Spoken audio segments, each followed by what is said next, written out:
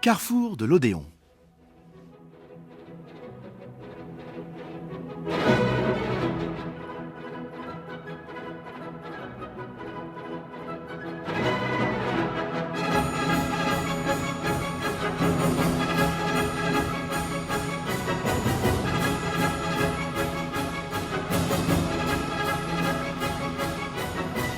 Bonjour à tous et merci d'être avec nous. On célèbre aujourd'hui le 200e anniversaire de la naissance de Giuseppe Verdi.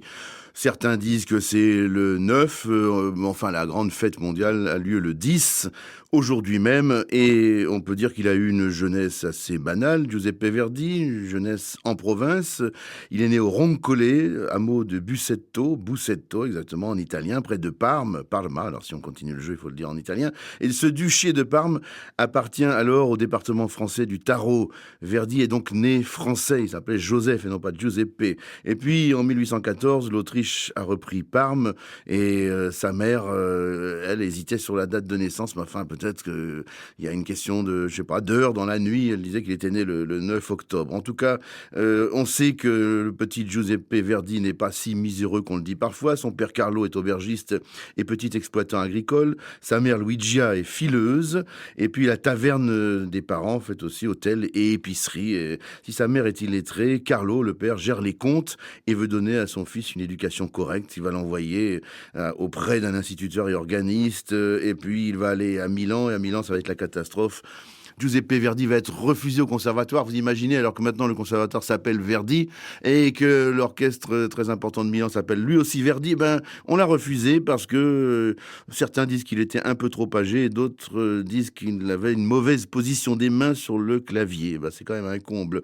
Il va y avoir des coups durs dans sa vie, il va épouser une charmante Margherita Barezzi, ils vont avoir 2 enfants, les 2 enfants vont mourir successivement et elle aussi emportée probablement par une méningite ou maladie cérébrale apparente, on n'était pas très sûr à l'époque, et ça va être vraiment la galère, on peut dire, pour Verdi, après 2 opéras, un premier qui va être accepté assez gentiment, puis un deuxième qui s'appellera Un jour de règne, ce qui va faire ricaner tout le monde, parce qu'on dit que l'opéra, effectivement, n'a tenu qu'un jour, ou presque. Et bien, après tous ces malheurs, il va tomber sur un livret qui va lui être fourni par un proche, par un impresario. Il s'agit de Nabucco, et là, la gloire va s'emparer de Giuseppe Verdi. Qu'est-ce qu'il y a de plus connu au monde, en tout cas du point de vue de la musique italienne, que le fameux chœur des esclaves hébreux, qui sert presque de deuxième hymne en Italie aujourd'hui, et quelquefois il est un peu exploité, cet hymne, par des gens qui n'ont pas toujours de bonnes idées démocratiques. En tout cas, voici cet air, les Hébreux sont enchaînés et astreints à des travaux forcés par Nabucodonosor, et ils chantent « Va penser sur tes ailes dorées, va pose-toi sur les versants, sur les collines qu'embaument tièdes et douces les suaves brises du sol natal. Salue les rives du Jourdain, les tours abattues de Sion, ô patrie si belle et perdue. »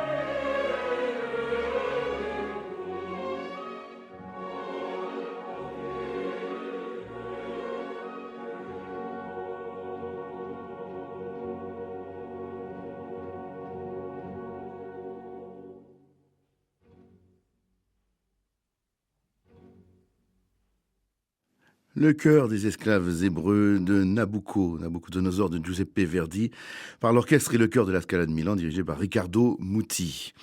Alors, quel est le physique, quel est le caractère de Verdi? Il faut lire l'avant-scène opéra, un livre tout à fait remarquable de Chantal Cazot, que j'ai déjà cité ici, Giuseppe Verdi, Mode d'emploi. Alors, elle nous dit, Chantal Cazot, peintures et photographies nous révèlent un homme élancé, à l'allure racée. Un regard bleu-gris, clair et droit, surplombe un nez d'aigle dans un visage solide, au front haut, allongé d'une barbe mesurée. Un tableau de Boldini nous le montre d'une élégance tout aristocratique. N'était-ce ce sang bleu qui lui manque, la noblesse véritable? Je parle celle évidemment venue de l'hérédité. On penserait au guépard de Visconti, à ce prince de Salina immortalisé par Burt Lancaster. Sur son tempérament, tous les témoignages s'accordent. Verdi a un sacré caractère, justement, et têtu, impulsif, intransigeant. Il est fidèle en amitié, mais susceptible et peu diplomate. Quand son fidèle librettiste Piavet fait fausse route à ses yeux, il le lui écrit avec une franchise très crue. Lorsque le chef d'orchestre Mariani, à qui le compositeur a tout de même volé Teresa Stolz, la grande cantatrice, pour en faire sa maîtresse, se pique de diriger de plus en plus souvent Wagner et délaisse Aïda de Verdi, il se fâche. Et ses interprètes se souviennent des heures passées à répéter devant un maestro bouillonnant, n'hésitant pas à les happer avant le lever du rideau pour vérifier tel point technique, exigeant bien sûr, mais si peu psychologue. Voilà le personnage, brut de décoffrage on dirait aujourd'hui. De toute façon, un homme qui s'est toujours revendiqué comme un paysan, un homme de la terre, droit dans ses bottes comme on dirait aujourd'hui. Alors il a donné un portrait du duc de Mantoue, séducteur effronté, dans Rigoletto. Rigoletto, c'est le bouffon bossu qui va perdre sa fille parce que des aristocrates s'amusent et ça devient dramatique. Mais ce duc essaye de nous faire croire que les femmes sont changeantes, la donna est mobile comme la plume au vent. On sait bien que c'est lui qui est un sacré scélérat, un séducteur effronté, je l'ai dit, et abusif.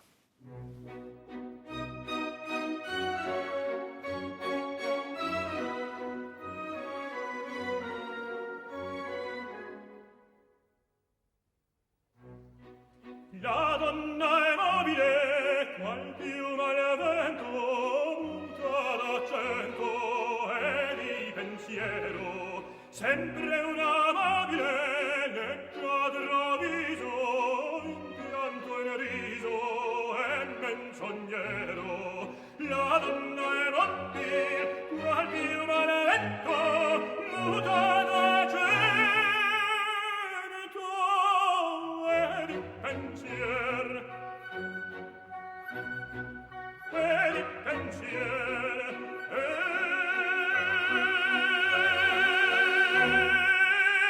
di pensier.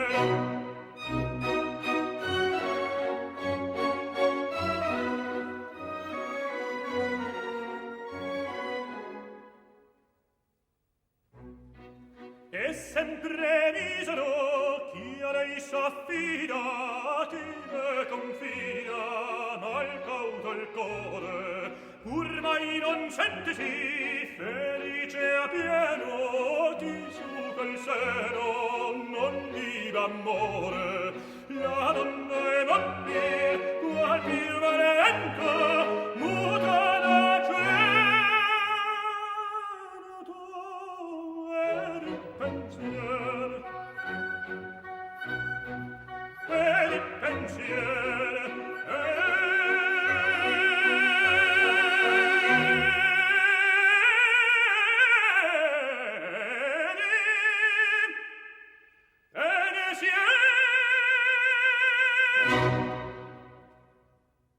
La femme est changeante, c'est le duc de Mantoue qui le chante dans Rigoletto de Verdi. Et on a entendu Rolando Villazón avec l'orchestre de l'Académie nationale de Santa Cecilia de Rome, dirigé par Antonio Pappano. Et réponse de la bergère au berger, bien sûr, c'est Gilda qui a été séduite un peu dans l'ombre, elle ne sait pas trop de quoi il s'agit, mais enfin, elle a entreaperçu un très beau personnage qui lui a fait la cour.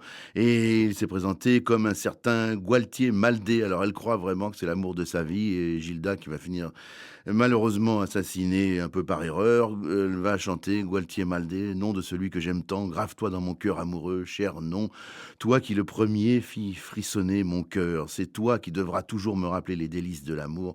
Par la pensée, mon désir s'envolera toujours vers toi, et mon dernier soupir lui aussi, cher nom, sera pour toi.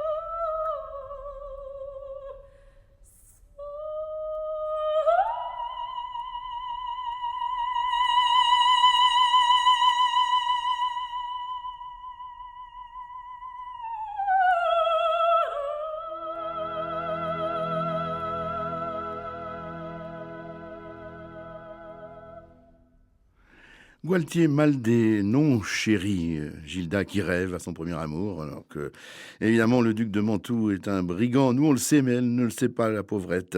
Donc, c'est tiré de Rigoletto, de Giuseppe Verdi, interprété par Sumigio, avec l'Orchestre Philharmonique de Monte Carlo, dirigé par Paolo Olmi. Alors, Rigoletto, c'est 1851. En 53 arrive le Trouvère. Et c'est vraiment le début de la chance pour Verdi, du grand triomphe. Rigoletto déjà, mais enfin le Trouvère, et après la Traviata, et après les Vêpres siciliennes. Enfin, c'est la période extrêmement faste. Et Verdi a une science des ensembles. Il a quelque chose de très populaire dans le cœur, dans le cerveau. Il sait susciter la passion des peuples. Il va être un personnage politique important dans l'unification de l'Italie. Donc, dans cette résurgence qui va faire que l'Italie va retrouver son unité. Il va même avoir des positions très fermes. On va être obligé de l'appeler pour siéger dans les assemblées. Il va accepter un moment, puis après, il va dire non, je suis un musicien avant tout. Moi, je suis pas un homme politique, mais enfin bon, voilà, une personnalité très forte. Et il sait mettre en scène des scènes comme, par exemple, le Chœur des Bohémiens et la chanson dans Le Trouvère. Donc, on appelle ça le Chœur des Enclumes parce que ce sont des Bohémiens qui tapent sur du métal, voilà, et puis ils encensent le bon vin et puis la Zingarella, c'est-à-dire la petite gitane qui leur donne le cœur à l'ouvrage.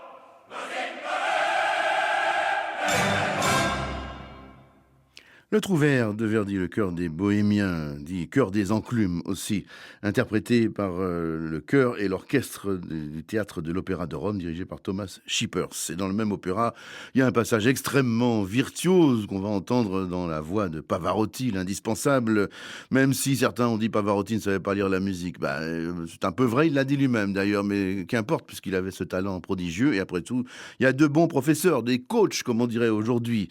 Et il nous a laissé des moments absolument absolument extraordinaire, tel cet air de Manrico, l'air du bûcher. Alors il s'agit d'un moment très crucial où la gitane Azucena va être brûlée. Il faut dire qu'elle n'a pas été très très sage non plus. Mais enfin, son fils adoptif Manrico est furieux et il va chanter « Allez lâche, quel cruel spectacle! Rassemblez les nôtres, hâte-toi, Ruiz, va, viens, vole !» De ce bûcher, ça c'est donc cet air fameux qui est dit Quella Pira, pour ceux qui connaissent l'opéra pour le reconnaître, trouvez l'endroit. Donc de ce bûcher, l'horrible feu brûle, incendie tout mon être, éteignez-le, impie, ou bien je vais l'éteindre de votre sang. J'étais déjà son fils avant de l'aimer, et sa douleur ne peut me retenir, aucune douleur. Et mère infortunée, je cours te sauver.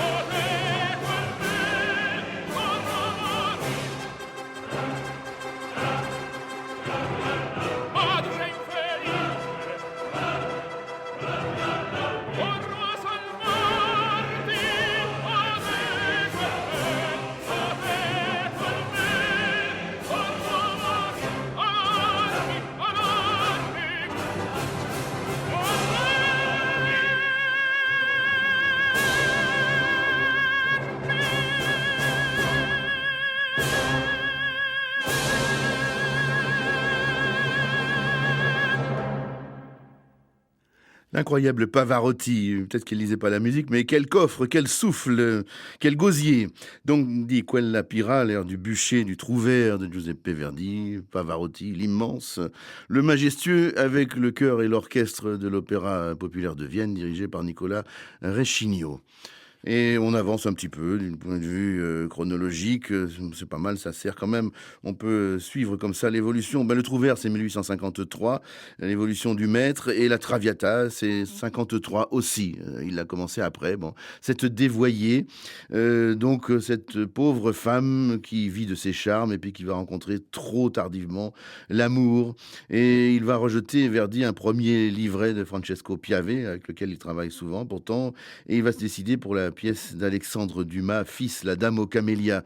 Et la première va être un terrible échec qui va même supporter des rigolades, tout simplement. Verdi, on va rire, et peut-être que les interprètes déstabilisés par cette œuvre nouvelle, et le public désarçonné par le réalisme des situations. C'est un peu comme le Carmen de Bizet, du pauvre Bizet, dont on a dit que c'était une œuvre pornographique, parce qu'il y avait aussi une femme libre comme cela. Eh bien, finalement, ça va être un triomphe, et ce triomphe va rester, bien sûr, dans notre cœur et dans le répertoire.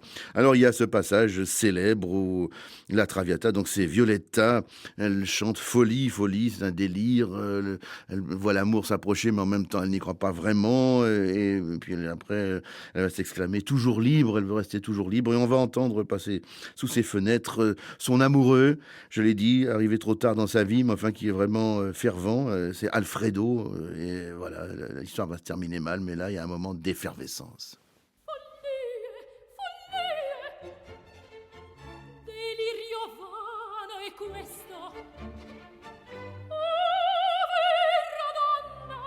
Sola, abbandonata,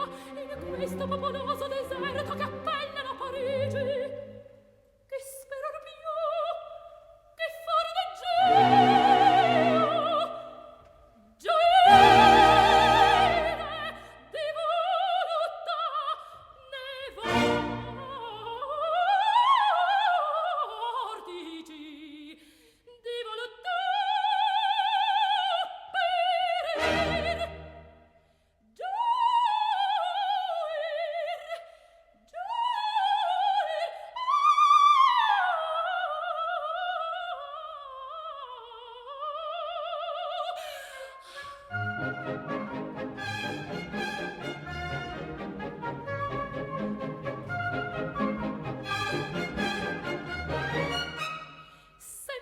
libera di Dio folleggiare di gioia in gioia, o che scorre il vivere mio quei sentieri del piacere. Nasca il giorno moia, sempre lietare di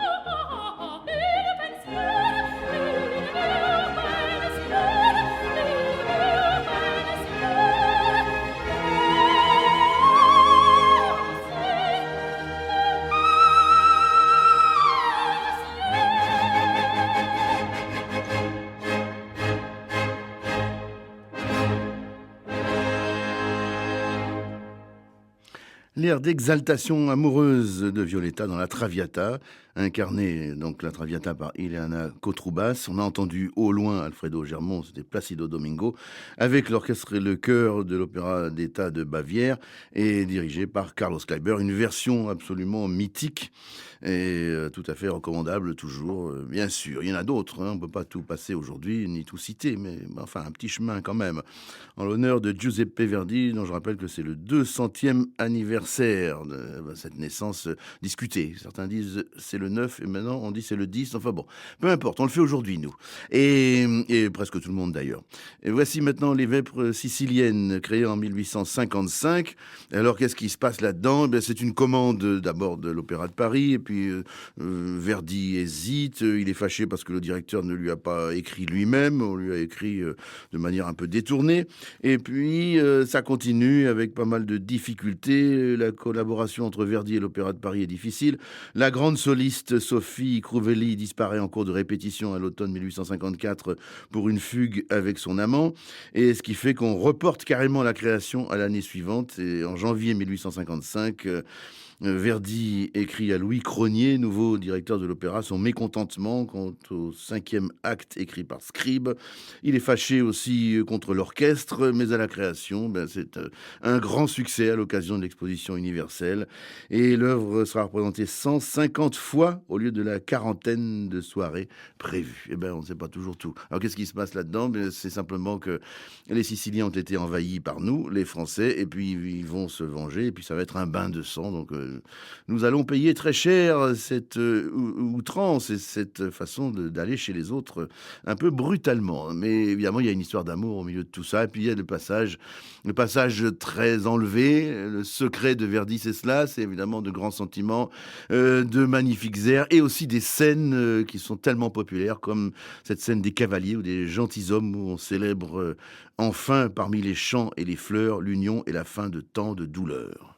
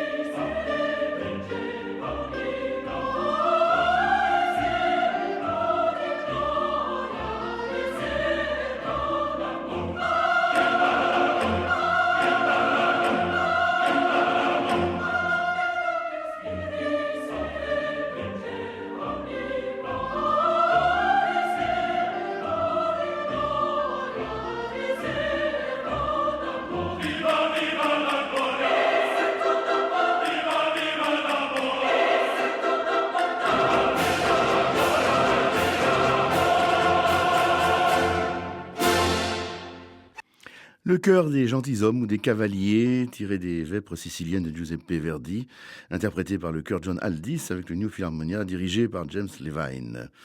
En 1867, création de Don Carlos, ou Don Carlos si c'est en français. Et là, on peut entendre que Verdi, non seulement sait mettre en scène des moments extrêmement populaires, des moments très visuels, très spectaculaires, mais il sait aussi approfondir la psychologie et même la tristesse, quelquefois l'enthousiasme, la colère aussi. Enfin bref, c'est un véritable homme de théâtre que Giuseppe Verdi. Et là, c'est le roi Philippe II qui est très triste parce qu'il a épousé la jeune Élisabeth. Élisabeth vient de France, elle a été promise à son fils Don Carlos, mais pour des raisons d'État, il valait mieux qu'elle épouse le vieux roi. Il se rend compte et qu'elle ne l'a jamais aimé. Il se plaint après un superbe solo de violoncelle. Il dit non, ce cœur me demeure fermé. Elle n'éprouve pour moi aucun amour. Je la revois encore, regarder de ses yeux tristes mes cheveux blancs le jour où elle est arrivée de France. Non, elle n'éprouve pour moi aucun amour. Elle n'éprouve vraiment rien pour moi. Où suis-je? Ses candélabres sont près de s'éteindre. Il est dans son cabinet, le cabinet du roi à Madrid, son bureau. Il y a plein de papiers devant lui, parce qu'il s'occupe quand même de la nation, bien sûr. L'aurore blanchit ma fenêtre. Déjà, le jour se lève. Je vois lentement passer mes jours. Le sommeil, ô Dieu, a fui mes yeux battus.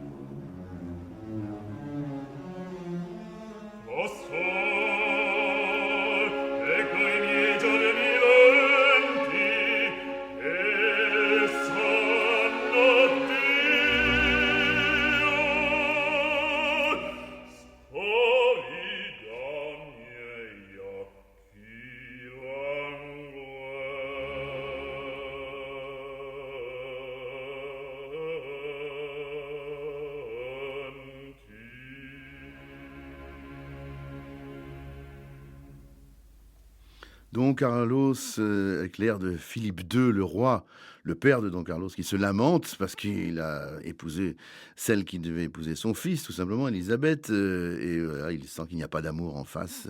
Et donc on a entendu là, pour cette complainte terrible, Ruggiero Raimondi, avec l'orchestre du Covent Garden de Londres, dirigé par Carlo Maria Giulini. Alors, création en 1867, et puis voici qu'en 1871, on va donner au Caire Aïda. Alors, ça a été une commande du Khedive d'Égypte, donc du grand patron de l'Égypte de l'époque, qui voulait quelque chose de magnifique. C'était pour l'inauguration du canal de Suez. Alors, l'opéra a été monté en ce qui concerne les décors, les costumes à l'Opéra de Paris, dans les ateliers, mais il va y avoir évidemment la guerre avec les Prussiens, et tout ce matériel va être retenu par le siège prussien de l'hiver 70, et la première va être reportée. Verdi va d'ailleurs en profiter pour faire quelques retouches, et ça va être un triomphe absolu au Caire, et un triomphe jusqu'à aujourd'hui, évidemment. Histoire assez intime d'amour impossible, comme très souvent à l'opéra. Les personnages sont issus de peuples opposés, ennemis, donc Aïda, esclave éthiopienne, Radamès, un Égyptien. Les peuples sont en guerre, évidemment, ça ne peut pas se terminer très bien. Néanmoins, il y a aussi des scènes glorieuses, gloire à l'Égypte, le chœur fameux, et puis la célèbre marche des trompettes.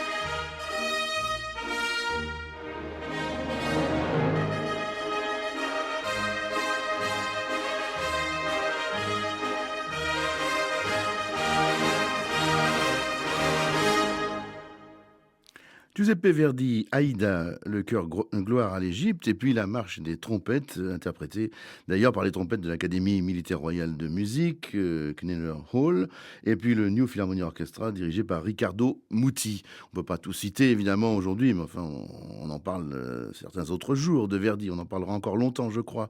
Alors voici quand même la messe du Requiem, le fameux Requiem qui a été composé pour honorer la mémoire de Manzoni, Alessandro Manzoni, grand poète, mort à l'âge de 88 ans, peu après son propre fils d'ailleurs. Et Verdi avait une passion, une admiration sans borne pour Manzoni, haute figure italienne. Il a écrit ce chef-d'œuvre, Sanctus.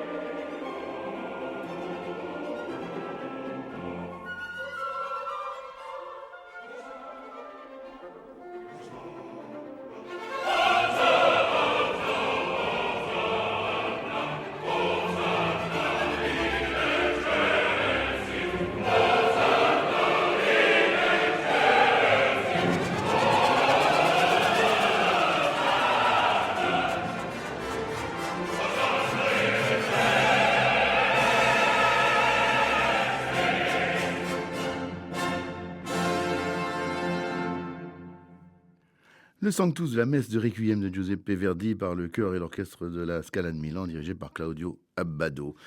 Et bon, il faut bien conclure quand même, on y reviendra, je le promets, j'ai déjà dit, mais j'y tiens.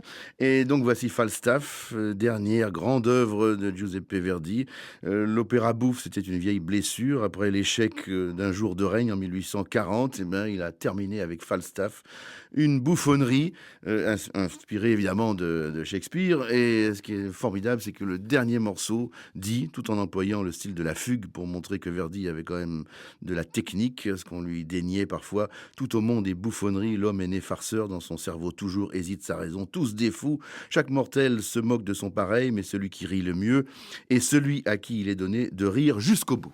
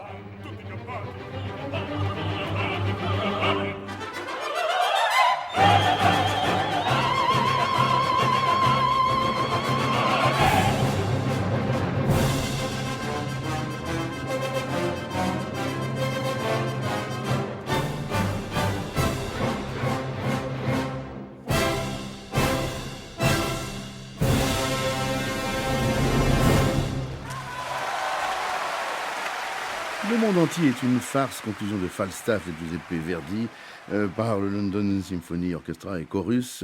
Sir Colin Davis dirigeait les solistes Pertusi, Alvarez, Ibarra, Domachenko, Henschel, Moreno et Bezzuz.